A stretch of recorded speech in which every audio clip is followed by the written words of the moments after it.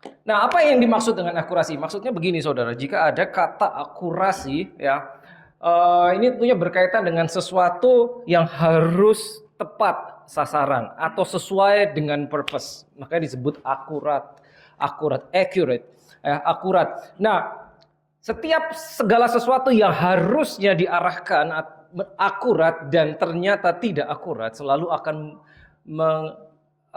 mengalami yang namanya resiko. Ya, resikonya adalah hasilnya tidak sesuai dengan yang diharapkan. Contohnya simple, misalkan saudara sedang memasak, saudara tahu bumbu-bumbunya apa, saudara masukkan semuanya, tapi begitu jadi dirasakan ternyata rasanya tidak sesuai dengan harapan. Berarti ada yang tidak akurat. Tidak akurat itu mungkin kebanyakan atau kurang atau bahkan missing ingredients, ya. Itu berarti tidak akurat. Nah, kaitannya apa dengan firman Tuhan? Ya, kita sebagai orang percaya, apakah hidup kita akurat?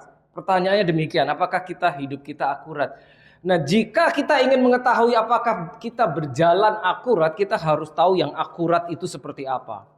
Dengan kata lain begini saudara, kita harus tahu apa yang dimaui firman Tuhan, baru kita bisa cek, baru kita bisa melihat, oh apakah saya sudah sesuai, apakah jalan saya sudah akurat atau ternyata menyimpang. Ya, baru bisa ketahuan. Jika kita tidak tahu yang akurat yang seperti apa, maka sulit untuk kita mengetahui atau menyadari apakah kita masih lurus, apakah ternyata kita sudah menyimpang. Nah, saudara, kalau saudara ada di sini mungkin beberapa waktu yang lalu kita sudah belajar tentang kesetiaan. Kita belajar tentang kesetiaan dari firman Tuhan, ya, dari Injil yang bercerita tentang perumpamaan talenta. Saudara masih ingat kalau saudara ada di sini, ya, bagaimana Tuhan itu menitipkan sesuatu kepada setiap kita tanpa kecuali siapapun saudara, dimanapun posisi saudara, sebagai apapun saudara telah diberikan something jika saudara percaya Tuhan. Dan luar biasa Alkitab berkata, occupy till I come. Lakukan sesuatu dengan apa yang telah kuberikan kepadamu. Till I come, sampai aku kembali lagi. Demikian kan kalau saudara masih ingat. Ya, di perumpamaan itu Tuhan memberikan sesuatu kepada hamba-hambanya, ditinggal pergi, habis itu kembali dan dia mengadakan perhitungan. Oke, kamu sudah sampai di mana? Yang kuberikan kepadamu sudah berkembang apa, tetap atau hilang bahkan, seperti itu. Ya, saya tidak akan mengulang secara detail, ya saya harap saudara masih ingat. Lalu kita juga sudah belajar minggu lalu ya tentang yang namanya kadang-kadang Kristen. Kalau saudara masih ingat, kadang-kadang Kristen, meskipun istilah itu tanda kutip sebetulnya tidak ada, tapi pada kenyataannya banyak kita yang kadang-kadang Kristen, kadang-kadang tidak. Ternyata ada. Nah, sekarang kita akan lihat apakah kita berjalan akurat. Ya, firman Tuhan yang akan menunjukkan kepada kita. Nah, pertama begini saudara. Statement 2 di atas itu populer sekali. Sangat populer. Jika itu adalah kehendak Tuhan, pasti terjadi. Oke, kita semua sering dengar itu kan. Apakah itu dalam percakapan sehari-hari? Apakah itu percakapan sesama orang percaya? Saya berkata orang percaya, bukan orang tidak percaya. Maksudnya apa? Berarti orang Kristen. Jika itu adalah kehendak Tuhan, pasti terjadi. Jika itu bukan kehendak Tuhan, pasti tidak akan terjadi. Nah, dua itu populer, sering kita dengar. Tapi pertanyaannya, apakah itu benar pernyataan itu? Sesuatu yang populer, sesuatu yang sering kita dengar, bahkan sesuatu yang mungkin sering keluar dari mulut kita dalam konteks orang Kristen, dalam konteks percakapan pergaulan sesama orang Kristen, belum tentu benar sesuai Alkitab. Belum tentu, saudara. Lo taunya dari mana? Taunya adalah if you open your Bible, saudara buka Alkitab saudara dan cari di situ apa yang dikatakan Alkitab, maka kita akan tahu, oh ternyata kalimat ini tidak benar. Oh kalimat ini benar dan seterusnya. Jadi begini saudara, statement itu jika adalah kehendak Tuhan pasti terjadi. Itu tidak salah, tapi ada tapinya. Demikian pula yang kedua, jika itu bukan kehendak Tuhan, pasti tidak akan terjadi. Itu juga tidak 100% salah. Tapi pada saat kita mengucapkan seperti itu, kita harus tahu apa yang Alkitab katakan. Saya kasih contoh saudara, saya beri contoh. Pada saat Tuhan menciptakan manusia, manusia pertama Adam diberi hukum, dikatakan kamu jangan makan buah yang itu. Semua buah yang lain boleh kamu makan kecuali yang satu, buah pengetahuan yang good and evil, baik dan jahat. Ya, yang itu jangan kamu makan. Kehendak Tuhan, ya kan? Pertanyaannya, yang terjadi kan dimakan toh? Berarti yang terjadi kehendak Tuhan bukan? Bukan. Jika itu bukan kehendak Tuhan, pasti tidak akan terjadi. Nggak masuk. Itu bukan kehendak Tuhan, terjadi. Kita lihat di Alkitab banyak orang-orang hebat di Perjanjian Lama jatuh. Abraham pernah jatuh. Daud pernah jatuh, kita sudah bahas 2 minggu lalu. Kehendak Tuhan tidak terjadi. Lalu bagaimana ini? Gak masuk dong. Gak masuk ini. Bukan salah loh, bukan salah. But let's see our Bible. Mari kita buka Alkitab, kita lihat. Bangsa Israel meminta raja. Tuhan sudah bilang, aku rajamu. Mereka maksa, enggak, kami minta raja supaya seperti bangsa lain. Diberikan raja yang pertama yaitu Saul. Samuel, seorang nabi Tuhan yang saat itu juga menjabat sebagai hakim, datang kepada Tuhan komplain, Tuhan ini gimana nih orang-orang minta raja. Tuhan cuma bilang, udah, kasih aja. Yang mereka tolak bukan kamu, yang mereka tolak aku. Saudara ingat cerita itu? Bukan kehendak Tuhan, bukan, tapi terjadi. Yes. Bagaimana dengan kalimat ini? Nah, mengapa saya bawa ini? Ini seperti kontroversi, saudara. Tapi untuk memahami, kita harus tahu secara akurat Alkitab itu seperti apa. Apa yang dikatakan Alkitab, bagaimana kita sebagai orang percaya berjalan menurut tuntunan firman Tuhan. Kita akan tahu. Ya, seperti itu. Sekali lagi, kalimat ini tidak salah, hanya begini, saudara. Jika kita cuma percaya mengandalkan statement ini, akibatnya apa? Ini populer. Akibatnya adalah kita akan menjadi pasif. Coba perhatikan baik-baik. Jika itu adalah kehendak Tuhan, pasti terjadi. Kalau gitu, mengapain kita doa? Sehingga membuat orang pasif, nungguin aja. Tuhan maha segalanya. Sudah, dia pasti melakukannya. Lalu kita hanya menunggu, diam. Jika bukan kehendak Tuhan, pasti tidak akan terjadi. Maka kita tinggal diam. Kekristenan kita harus lulus dari level, perhatikan baik-baik, dari level pemahaman doa adalah sesuatu yang moga-moga. Tidak demikian, saudara. Doa kita bukan di level moga-moga atau mudah-mudahan. Nah ini, kalau saudara berbincang dengan rekan saudara di luar, mungkin mereka akan bingung. Loh, bukankah kita datang kepada Tuhan dalam doa minta, ya mudah-mudahan dia memberi. Sekali lagi itu tidak salah. Tapi kita harus lulus dari level itu, masuk ke level berikutnya. Ada bentuk doa yang lain yang berkuasa. Sehingga kita tidak bermain di level mudah-mudahan atau moga-moga. Kita datang dengan tanda kutip dibungkus akan-akan dengan kerendahan hati. Kita berkata demikian, Tuhan jika Engkau berkenan. Kenapa itu juga populer? Jika Engkau berkenan, jika ini kehendak-Mu Tuhan.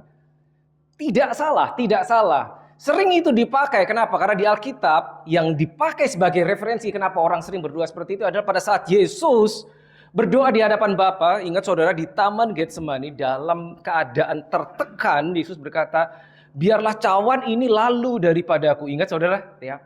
Keringatnya menjadi seperti peluhnya menjadi seperti darah, tetesan darah. Biarlah cawan ini lalu daripadaku, tapi bukan kehendakku yang jadi, tapi kehendakmu yang jadi. Ingat saudara, seakan-akan Yesus berusaha menegosiasikan rencana keselamatan yang harus dilakukannya. Tapi ingat, pada titik itu kalimat Yesus dia berkata, biarlah cawan ini lalu daripadaku. Dia sudah tahu kehendak Bapaknya apa. Gitu. Jadi itu tidak sama referensinya. Nah seringkali kalau kita berdoa biarlah, jika ini kehendak-Mu Bapak, itu karena kita mengatakan itu dari ketidaktahuan. Kalau Yesus beda, dia sudah tahu kehendak Bapaknya apa. Nah bedanya apa saudara ya? Jadi begini saudara, setiap orang Kristen berdoa, oke, siapa yang gini-gini. Siapa yang terakhir dalam 24 jam terakhir berdoa? Saya yakin semua orang, kalau saudara orang percaya, semua pasti berdoa. The last 24 hours pasti saudara at least sekali berdoa. Apakah tadi malam? Apakah tadi pagi? Apakah sebelum makan tadi? Apakah tadi kita sebelum mulai? Paling tidak satu kali berdoa. Tapi tahukah saudara bahwa doa itu tidak sama? Tidak sama. Ada orang Kristen yang masih berada di level mudah-mudahan. Doa itu mudah-mudahan. Doa itu moga-moga. There is nothing that we can do. Ada yang levelnya masih di situ. Tidak salah, tapi there is more. Tidak salah, tapi harus lulus dari level itu. Realita yang itu, saudara harus naik. Makanya kalau saudara di sini 2 minggu lalu, pada saat kita belajar tentang kadang-kadang Kristen, ada satu ayat yang saya bawa, yaitu Ibrani 5 ayat 12 yang sebetulnya sangat keras, yang bunyinya kalau saudara masih ingat adalah begini: ditinjau dari sudut waktu, seharusnya engkau sudah menjadi pengajar, tapi sekarang masih harus diajarin lagi. Maksudnya apa? Maksudnya kita lihat ke dalam diri kita, berapa lama kita sudah menjadi orang Kristen, 10 tahun, 20 tahun, 30 tahun, 40 tahun mungkin. Dari sudut waktu kita harus sudah jadi pengajar. Tapi penulis kitab Ibrani berkata, tapi kamu masih perlu diajarin. That is not okay, saudara. Menurut Alkitab, it's not okay.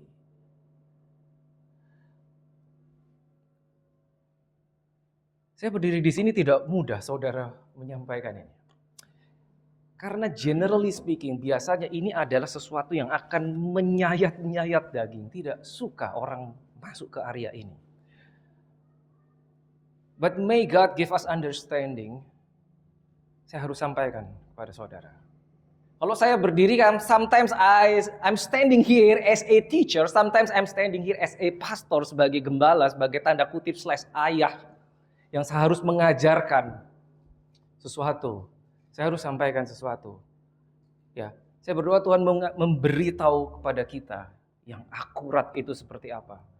Bahwa ternyata kalau kita bicara doa, doa itu bukan seperti yang pada umumnya, ya sudah kita doa berarti kita datang ke hadapan Tuhan, minta tolong, mohon sesuatu. Sudah.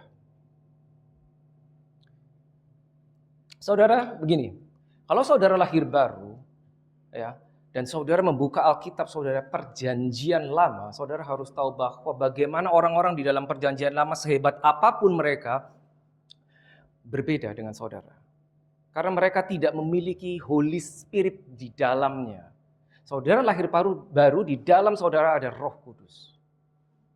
Itu membuat perbedaan besar sekali. Besar sekali. Kalau saudara yang sudah lulus Psalm 1-2 harusnya saudara tahu. Dan harusnya sudah mulai masuk praktek. Ya, itu membuat perbedaan besar sekali. Kita lihat ayatnya. Yakobus 5 ayat 16 bagian B. Doa orang yang benar, bila dengan yakin didoakan sangat besar kuasanya. Ada yang saya beri merah. Bila atau jika itu conditional, apa itu? Syarat. Doa orang benar tidak dikatakan doa orang benar besar kuasanya. Tidak. Doa orang benar syaratnya apa? Jika dengan yakin didoakan sangat besar kuasanya. Kita lihat, mari kita masuk lebih dalam. Ini pendek sekali, tapi mari kita belajar. Nomor 1 syaratnya, orangnya harus benar. Itu syarat pertama. Lihat bahasa Inggris. The effective fervent prayer of a righteous man avails much. Besar kuasanya. Nomor 1 syarat pertama, orangnya harus orang benar. Itu menunjukkan bahwa tidak semua orang menaikkan doa hasilnya sama. Enggak sama, saudara. Tidak sama, tidak. Mari kita kembali ke manual buku kita, Alkitab. Nomor 1, harus orang benar. Nah, maksudnya apa orang benar? Saudara, kita lahir baru, kita dibenarkan. Jadi kita sudah orang benar. Puji Tuhan, haleluya, praise the Lord. Saudara, kalau saudara sekarang lahir baru, saudara memenuhi syarat yang pertama, saudara orang benar. Yakin nggak saudara orang benar? Oh, tapi saya belum melakukan hal-hal benar. It's different. Benar dalam arti identitas, dalam arti status, bukan action. Action akan mengikuti statusmu. Action akan mengikuti identitas kita. Kalau identitas kita sudah benar, maka action kita akan mengikuti. Jadi yang nomor 1 identitas kita. dibenarkan bukan karena kita melakukan benar. This is very basic, saudara. Ya, nomor 1, berarti saudara sudah benar. Coba gini, katakan kepada sebelah kirimu, bilang, kamu orang benar. Ayo, kamu orang benar. Yes, itu dia. Kamu orang benar, itu syarat pertama, saudara sudah memenuhi syarat. Oke, masuk yang berikutnya. Bila dengan yakin didoakan. Nah, bahasa Inggrisnya bagus sekali. Fervent. Kalau saudara Google, ini jarang keluar sekarang. Kata ini, fervent.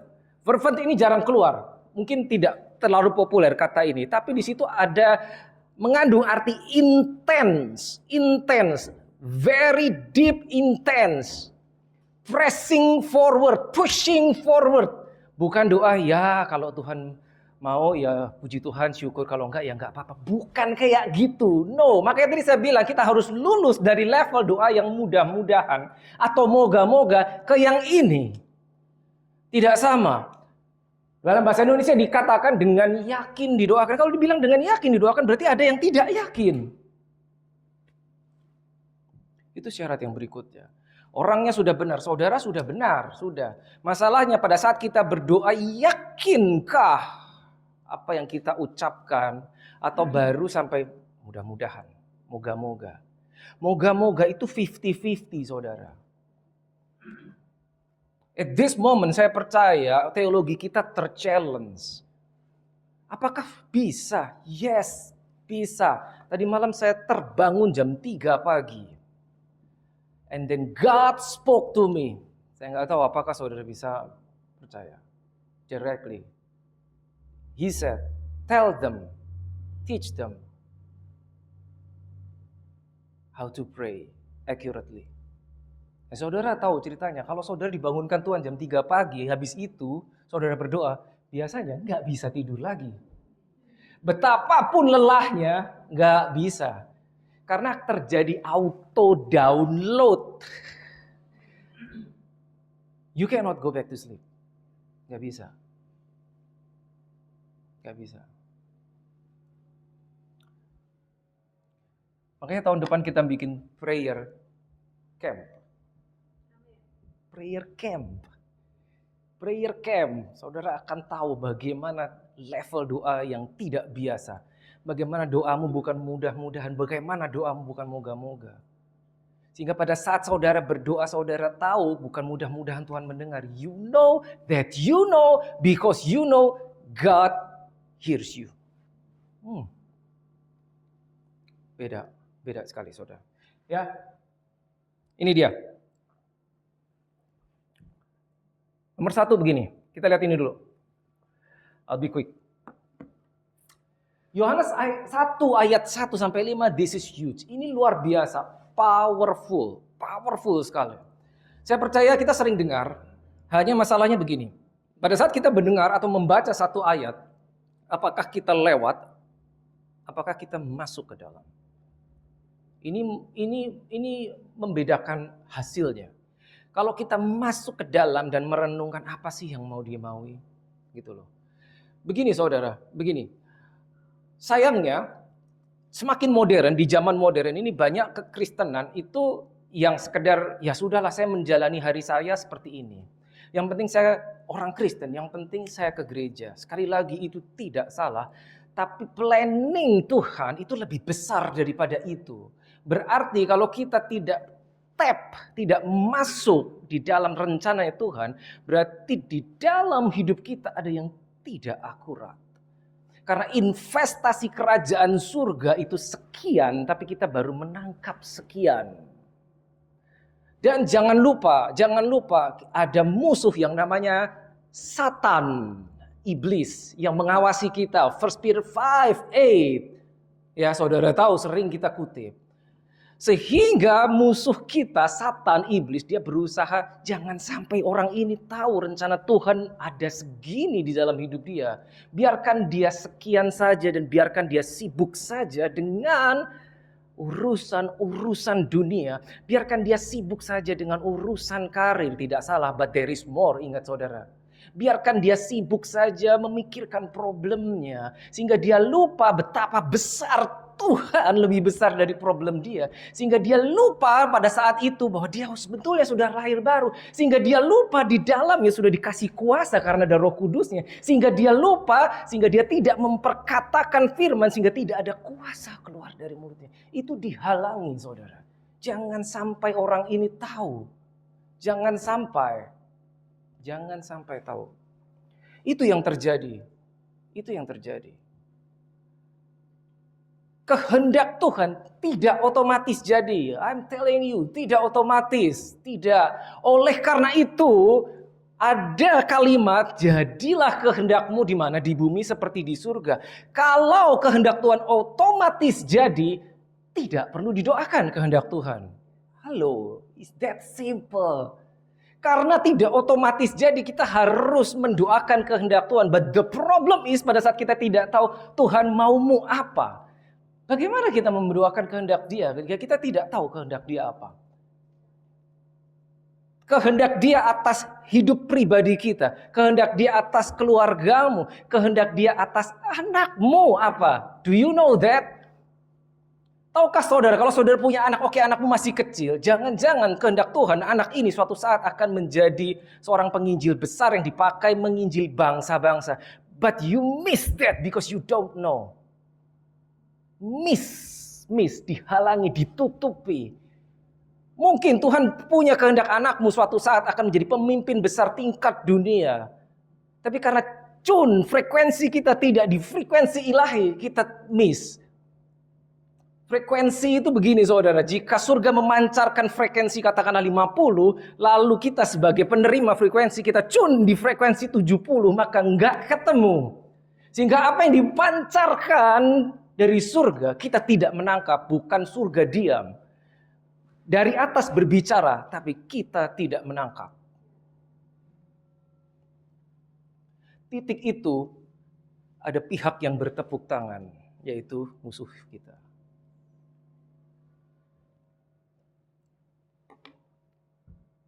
Kita lihat dulu Yohanes 1. Tapi kita masuk ke dalam. Oke. Pada mulanya adalah firman. Firman itu bersama-sama dengan Allah dan firman itu adalah Allah. Perhatikan F-nya huruf besar. In the beginning was the word. Huruf besar atau W-nya. Bahasa Inggrisnya bagus. In the beginning. Tidak dikatakan from the beginning. Aneh bukan? Beginning. Karena apa? In the beginning. Pada mulanya. Ini bukan keterangan waktu. Sekali lagi di bahasa Indonesia sulit dikupas demikian dalam. In the beginning. Bukan from the beginning. Karena itu beda. Kalau dikatakan from the beginning itu hanya berkata tentang keterangan waktu. Tapi in the beginning itu menyatakan segala sesuatunya. Berbeda saudara. In the beginning was the word. Pada mulanya adalah firman. Firman itu bersama-sama dengan Allah. Dan firman itu adalah. Firman itu adalah Allah sendiri. Tidak berbeda. Oke? Lanjut.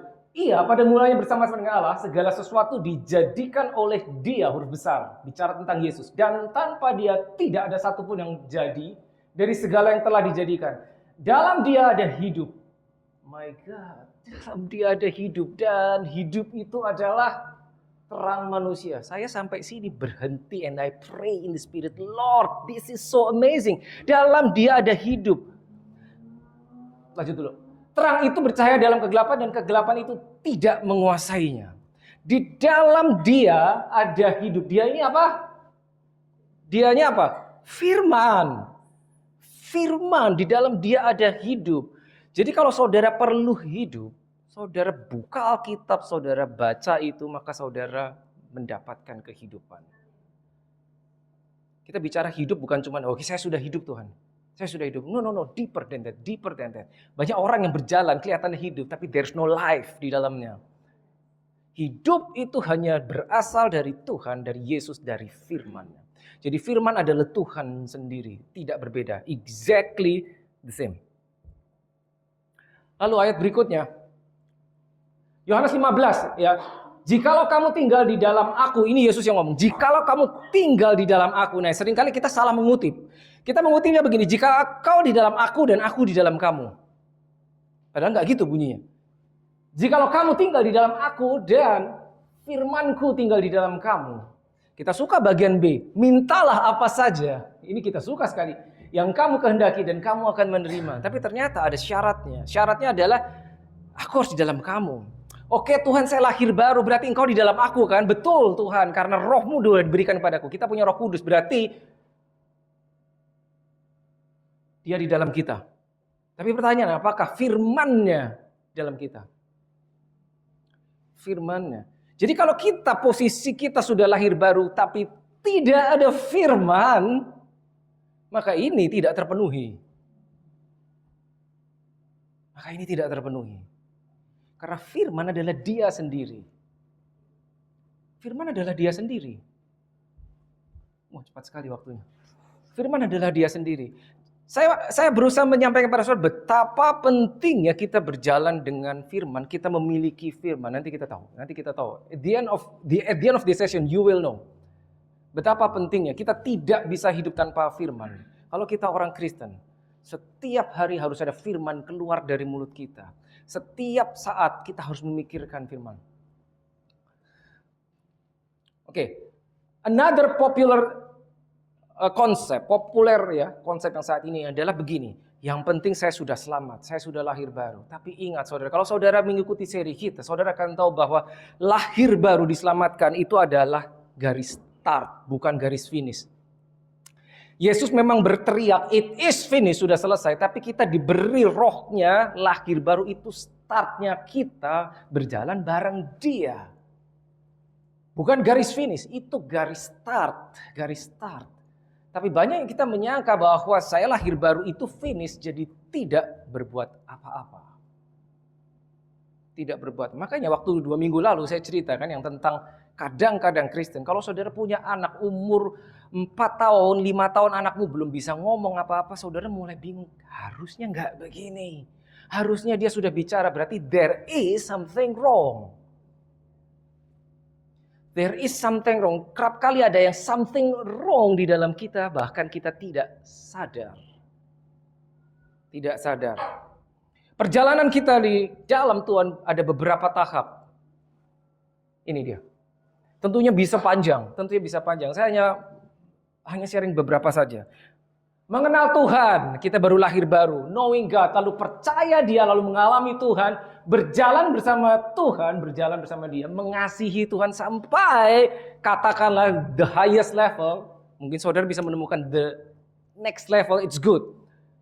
Menyatu dengan Tuhan, become one with Him. Tapi masalahnya apa itu ini? Apa percaya, apa mengalami Tuhan, apakah berjalan? Nomor 1, mengenal Tuhan. Begitu kita lahir baru, kita akan diperhadapkan dengan ini saudara. Ini orang baru lahir baru. Do we know Him or know about Him? Ya, saudara tahu bedanya mengenal Dia dan mengenal tentang Dia. Knowing God and know about God. Know God itu 2 arah. Kalau know about God itu 1 arah. Kita bisa tahu tentang Dia, kita tahu Dia itu lahir di Bethlehem, Dia itu orangnya begini-begini, tapi Dia nggak kenal kita. 1 arah. Kita merasa kita kenal Dia, tapi ternyata Dia tidak kenal kita. Makanya di Alkitab, ya, Matthew 7:23, ada 1 ayat yang mengejutkan. Pada saat Tuhan berkata, I do not know you. Aku nggak kenal kamu. Tuhan, bukankah aku nggak kenal kamu? It's in the Bible. Apakah kita tahu? Do you know what He has done? Apakah kita tahu apa yang Dia telah lakukan untuk kita? Apakah kita tahu apa yang Dia bisa lakukan? Oke, saya percaya Yesus. Oke, Yesus yang kita percaya itu, kita tahu nggak Dia tuh bisa ngapain? Dia telah ngapain? Dia memiliki kemampuan apa saja? Kita tahu nggak? Dia pernah melakukan apa saja? Tahu nggak? Apa yang Dia buat sehingga engkau selamat? Kita tahu nggak? Jangan-jangan kita cuma mengenal tentang Dia. Apakah kita tahu karakternya seperti apa? Karakter orang yang kita sembah yang namanya Yesus itu seperti apa? Kita diberikan Roh Kudus, kita tahukah karakter Roh Kudus seperti apa? Knowing God. Kapan terakhir kali kita memikirkan tentang dia? Kapan kita terakhir kali masuk ke dalam doa? Bukan minta sesuatu, tapi kita memikirkan tentang dia. Kapan atau pernahkah saudara sedang melakukan sesuatu, sedang bekerja, saudara sedang belajar, mungkin saudara sekolah, tiba-tiba saudara memikirkan Yesus? Tiba-tiba, pernahkah itu terjadi?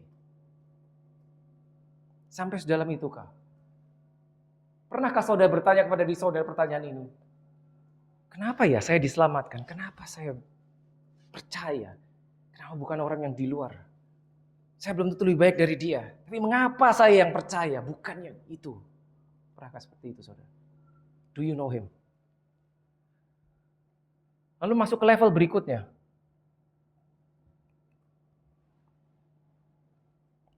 Percaya. Mengenal dia, lalu percaya. Lahir baru adalah mempercayai Yesus sebagai Tuhan dan Juru Selamat. Oke, that's good. Saya percaya engkau adalah Tuhan. Engkau Tuhan Yesus. Tapi apakah kita mengizinkan dia menjadi Tuhan di dalam hidup kita? Apakah kita cuma ngomong, Lord. Tapi pada saat dia ingin menjadi Tuhan, ingin memerintah, kita bilang, sorry Tuhan. This is my life. Jangan-jangan seperti itu. Jangan-jangan kita cuma di mulut saja kita mengakui dia. Tapi kita tidak membiarkan dia memerintah hidup kita. Mengendalikan hidup kita. Dia Tuhan, tapi dia tidak jadi Tuhan.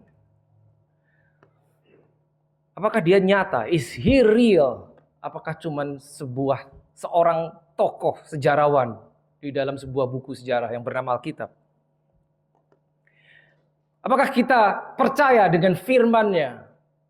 Bahwa apa yang ditulis di dalam Alkitab itu hidup, itu spirit. Apakah itu hanya sebagai kutipan sejarah? Yang mana? Di mana posisi kita, saudara? Do you believe the power of His word? Apakah kita percaya bahwa firman itu hidup dan berkuasa sehingga pada saat kita lepaskan akan terjadi sesuatu? Sampai situkah kita, kepercayaan kita? Apakah kita percaya apa yang Dia telah lakukan? Karena hanya dengan kita percaya, maka kita berani taat. Kalau kita tidak percaya, tidak bisa kita taat. Karena kita akan berpikir, jangan-jangan dia nanti begini. Jangan-jangan saya menyerahkan hidup saya, tiba-tiba dia begini. Karena kita tidak mengenalnya. Hanya dengan percaya kita akan berjalan dengan iman. Berikutnya adalah mengalami Tuhan. Mengalami Tuhan. Experiencing God. Setelah kita mengenal dia, setelah kita berani mempercayai dia, bahkan mempercayakan hidup kita, maka kita akan mengalami dia. Do you have prayer time, private moment with God? Apakah saudara punya waktu doa? Bukan cuman saat berdoa, kalau sempat, kalau ingat, kalau nggak capek, kalau nggak ngantuk. Tapi saudara set waktu tertentu untuk berdoa. Karena kalau saudara tahu, saudara harus jumpa dia. Apakah kita punya ini? Dalam 24 jam. Apakah kita punya ini? Apakah kita punya waktu sempat merenungkan firman Tuhan? Apakah kita hanya baca saja? Baca aja udah bagus sebetulnya. Atau sama sekali kita tidak sempat. Maaf Tuhan, saya sibuk. Maaf Tuhan, saya sibuk. Apakah kita menyukai hadirat Tuhan dan selalu ingin berada di dekat Tuhan? Sebuah refleksi perenungan. Berikutnya saudara, berjalan dengan Tuhan. Kalau kita sudah mengalami, kita akan mulai berjalan dengan Dia. Walk with God. Apakah kita tahu, pertanyaannya, apakah yang Dia inginkan dari diri kita? Berjalan tuh gak bisa satu ke kiri, satu ke kanan. Tidak bisa, kita harus bareng dengan Dia. Biarkan Dia yang menuntun. Kita berjalan jalan kita apa? Kita menjalani jalannya Dia. Are you willing to surrender your will? This is not easy. Ini ada harganya. Kita mau nggak menyerahkan kehendak kita pada saat kita tahu kehendak kita tidak sama dengan kehendak Dia? Berani nggak kita ini? Apakah kita melakukan kehendak kita membuat rencana karena saya bisa Tuhan? Beda jauh saudara. Apakah kita hidup di dalam ketaatan? Nah ini, apakah kita sering berbicara dengan dia, mendengarkan dia? Apakah kita cuma ingin Tuhan pokoknya begini, begini, begini? Karena seringkali kita berdoa, kita datang kepada Tuhan, selesai kita tutup dengan amin, kita tinggal. Kita nggak tahu dia ngomong apa. Kita tidak memberikan waktu buat, okay, now please talk to me Lord. Padahal kita nggak tahu bahwa dia bisa berbicara dengan kita. Nggak sampai situ. Apakah kita mulai melakukan apa yang tertulis? Getting deeper. Sedikit lagi saudara. Mengasihi Tuhan. Ini intimacy. Apakah kita mengasihi dia karena apa yang dia lakukan, apa yang dia bisa lakukan, atau karena kita tahu dia Tuhan? Adakah agenda tersembunyi sehingga kita berkata, Lord, I love you, Lord. Atau bahkan kata-kata itu, I love you, Lord, tidak pernah satu kali pun keluar, belum pernah meluncur dari mulut kita.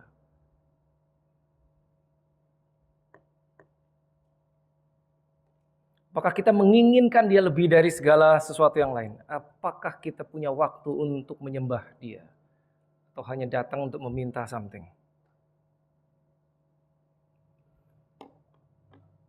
Menjadi satu dengan Tuhan. Apakah kita ingin dia hidup melalui diri kita?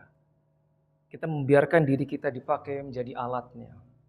Alkitab berkata, kalau saudara baca 2 Corinthians 5 dari 17, 18, 19 sampai 21 dikatakan engkau ini perwakilan. You are the representative of God. Engkau ambassador, duta besar kerajaan surga. Berarti pada saat dia mau melakukan sesuatu di bumi, dia cari kamu. Dia cari kamu. Untuk mewujudkan rencananya di bumi. Untuk mewujudkan agendanya di bumi, dia cari saudara. Dia cari saudara. Our Father who is in heaven. Bapa kami yang di surga. Surga adalah location. Sehingga pada saat dia mau melakukan sesuatu di bumi, another location, dia cari orang bumi yang kenal dia. Dia cari orang yang tinggal di bumi yang bukan cuma kenal dia, tapi dia cari orang yang tinggal di bumi yang ada rohnya. Sehingga dia tahu yang ini bisa aku percayai untuk melakukan rencanaku di bumi. Another location. Because God is in heaven. Our Father who is in heaven. Segitu besarkah peranan kita? Yes. Kalau kita sadar di situ, doa kita beda saudara. Ada orang berdoa, saya mau berdoa lama Tuhan. 1 jam, 2 jam, 3 jam. Push forward. Supaya saya mendapatkan sesuatu. Tapi ada orang lain melakukan hal yang sama. Saya berdoa lama Tuhan, 2 jam, 3 jam. Tapi beda motifnya. Yang satu supaya saya mendapatkan sesuatu dari Tuhan. Yang satu karena saya telah menerima, maka saya harus mengaktifkan apa yang saya sudah terima. Tidak sama.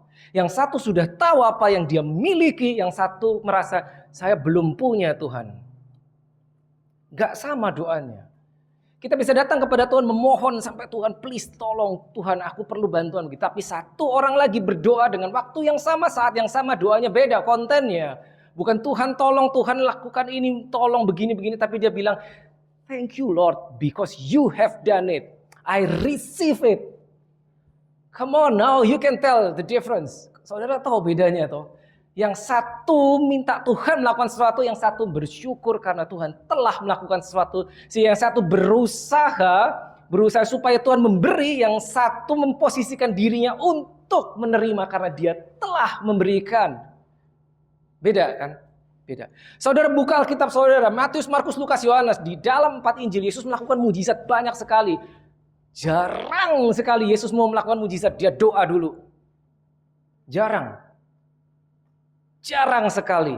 Yang tercatat dia mau melakukan mujizat, dia berdoa dulu adalah saat sebelum dia membangkitkan Lazarus, dia berdoa dulu. Saat sebelum dia memecahkan 5 roti 2 ikan, dia berdoa dulu. Yang lainnya jarang sekali dia berdoa, Tuhan tolonglah, aku mau bikin mujizat, aku mau memelekkan mata orang buta. Ini ada orang lumpuh Tuhan, dia berdoa gitu sama bapaknya dulu. Enggak, langsung ngomong bangkit dan berjalan karena dia tahu. Dia tahu rohnya diberikan kepada dia, maka dia punya kuasa, punya hak untuk melepaskan kuasa. Dan kalau saudara tahu di dua contoh yang tadi, sebelum dia membangkitkan Lazarus, sebelum dia memecah roti dan 5 roti 2 ikan, seperti apa doanya? Di depan kubur Lazarus yang 4 hari sudah mati, dia tahu ini orang harus bangkit dan pasti bangkit. Dia tidak berdoa kepada Bapak, Bapak ini orang udah mati 4 hari pula, tolong. Dia harus bangun, kalau enggak gitu. Kalau saudara buka Alkitab saudara, amazing. Yohanes pasal 11, doanya adalah, Lord Father, I thank you because you always hear me. Engkau selalu mendoakan, selalu mendengarkan aku. Adalah statement of faith. Bukan permohonan, tidak. Faith. Bapa, aku tahu engkau mendengarkanku, engkau selalu mendengarkanku. Sebelum dia memecah 5 roti 2 ikan, doanya seperti apa? Ucapan syukur, thank you. Padahal di depannya nggak cukup, cuma 5 roti, cuma 2 ikannya. Tapi ucapan yang syukur, ucapan syukur yang keluar dari mulut dia. Itu doanya Yesus. Doanya Yesus. Sekali lagi, doa kita bisa powerful kalau kita menyadari posisi kita. Dan kita berdoa dengan firman. Doa dengan firman bagaimana? Makanya penting sekali kita tahu firman. Hear and hear. Sehingga pada saat kita datang ke hadapan Tuhan, apakah kita dalam situasi tertentu? Apakah everything is good? Yang keluar dari mulut kita firman. Saat malam saudara berdoa mau tidur, ucapkan syukur. Terima kasih Tuhan, because I believe this is the day that you have created for me. Yang telah Engkau ciptakan buatku. Aku bersyukur Tuhan, aku percaya. Because no evil shall befall me, nor shall any plague come near my dwelling. That's my favorite, Psalm 91 verse 10. Itulah tidak akan mendekat padaku dan kepada kemahku. Tidak ada sakit penyakit yang akan mendekat kepadaku. Lord, I thank you, Lord, because I believe by your stripes I was healed. Karena itu aku sekarang tahu. And then karena kita tahu I was healed, berarti I am healed. Then I can decree and declare. I decree and declare healing for me, for my family, and everyone under my covering. No sickness, no disease shall come over me. I know that I know, itu ada di Alkitab. Saya tidak ngarang. Kita tahu itu ada di Alkitab. Ambil, taruh di dalam hati, lepaskan dari mulut. Lord, thank you because as you are so I am. Seperti engkau demikian pula aku. As Jesus is. Bukan as Jesus was. As Jesus is, so are we in this world. Dalam 1 Yohanes itu dikatakan demikian. As he is, so I am. Lord, thank you because surely your goodness and mercy shall follow me all the days of my life. It's in the Bible. Ambil, lepaskan. The Lord bless you and keep you. So kita selalu dengar itu. The Lord make his face shine upon you and be gracious to you. The Lord lift up his countenance upon you and give you peace. Itu ada di Alkitab. Bilangan 6, 24-26. Masih banyak lagi saudara. Apa yang saudara dengar? Oh, thank you Lord Jesus, you've sent your word and healed me and delivered me from destruction. My God, keren banget itu. Engkau telah ambil semua. Penyakit kitalah yang ditanggungnya. Apa yang saudara perlu cari di Alkitab? Percayai, lepaskan. Lepaskan, lepaskan dari mulut. Lepaskan. Kemarin kita baru menutup Psalm session 4 dengan 2 session terakhir. Kita belajar bahwa kita harus belajar command, memerintah, bukan terus-menerus memohon. Begging is not commanding. Commanding hanya bisa dilakukan oleh orang yang tahu posisinya. Jika seseorang punya kuasa gimana pun juga kalau dia tidak tahu atau tidak sadar posisinya, yang keluar dari mulutnya adalah begging. Tolong Tuhan, memohon. Ada level yang lebih tinggi yang Tuhan mau. Bukan di level itu. Kalau memohon, itu chance-nya adalah mudah-mudahan, moga-moga. But if you are commanding, saudara memerintah, saudara tahu, ini harus terjadi. Tidak bisa tidak terjadi. Tidak bisa yang lain harus seperti ini. Kenapa? Tidak ngarang, tidak sombong, tidak. Karena di Alkitab dibilang begitu. Kita cuma ambil, lepaskan. Harus terjadi seperti itu. Harus terjadi. Dan tidak menyisakan ruang bagaimana jika tidak terjadi. No. It has to be like this. Karena firman-Nya hidup, firman yang berkata demikian. Ingat, in the beginning was the Word, and the Word was with God, and the Word was God. Bukan sombong, tidak ngarang, tidak. It's in the Bible. Understanding dan kita akurat. Murid-murid Yesus dalam perjanjian baru, saudara perhatikan, you read dari Kisah Rasul sampai belakang. Mereka doanya seperti apa? Commanding. Petrus, Yohanes, di hadapannya ada orang lumpuh sejak lahir. Dia tidak berkata, Tuhan kasihan lumpuh. Enggak. Dalam nama Yesus orang Nazaret, in the name of Jesus of Nazareth, get up and walk, bangkit dan berjalanlah. Paulus memerintahkan dengan perkataannya. Orang bangkit, orang sakit bangkit, orang lumpuh bangkit, dan semuanya. Mengusir setan semuanya. Tapi sekali lagi saudara, perlu latihan. Nomor satu, you believe. Tadi kita sudah go through semua prosesnya. Ya, you know God, you believe God, you trust Him, you experience God, you walk with Him, you love Him, and you become one with Him. Let us pray.